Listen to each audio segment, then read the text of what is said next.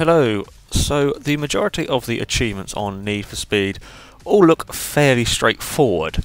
However, there is one that is a little bit more tricky. It is the rim shot achievement, and to get it you have to escape from the cops with at least one tyre blown out. Now, the reason why I'm here on the roof of a car park is I have found a sort of little technique of how to do the achievement fairly easily. Now, I'm using a McLaren MP412C because there is a race that finishes just at this point, which is fairly useful because you can have the higher level cops, the Corvettes I think they drive, that drop spike strips. However, when you finish the race you lose a couple of levels of wanted level or heat level I think it is, so you end up with the faster cars but not as much heat, so you can get away a lot easier. I'm just showing you here on the map where the car park is. I'll explain why it's important in a minute. For those of you who want to try it with a different car, I suspect the Raptor might be a bit better. It's a bit stronger than this McLaren, but it works quite well with the McLaren.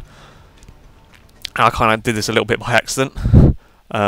So yeah, you want to be doing the race. There is a race that ends. It ends around here, and you will have the Corvettes chasing you. You want to try and keep some. Don't wreck all of them.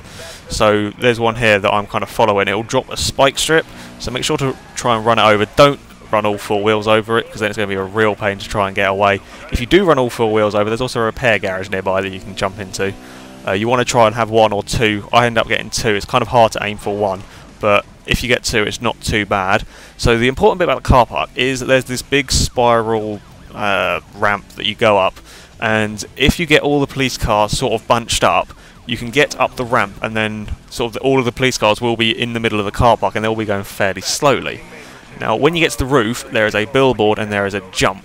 If you take the jump, most of the police cars chicken out, and those that don't end up crashing, like one you kind of see in the background. So you're suddenly straight again out of the police zone. Now I get a little bit unlucky as I'm blasting down this road and there's a roadblock at the end of it, so then the police are straight back on me.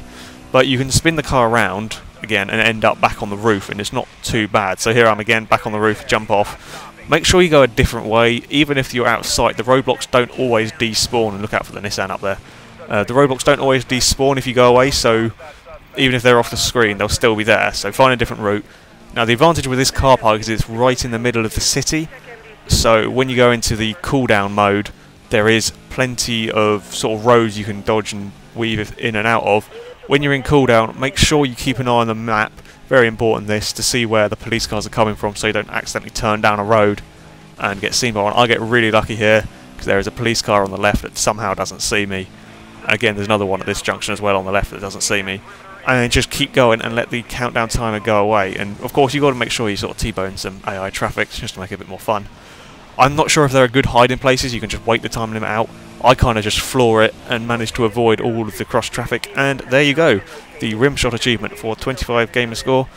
Not sure the McLaren is the best car to do this in, but oh well, it's pretty good fun. And then Slandrew comes online. So that's it. I hope you like this guide and hope it's useful.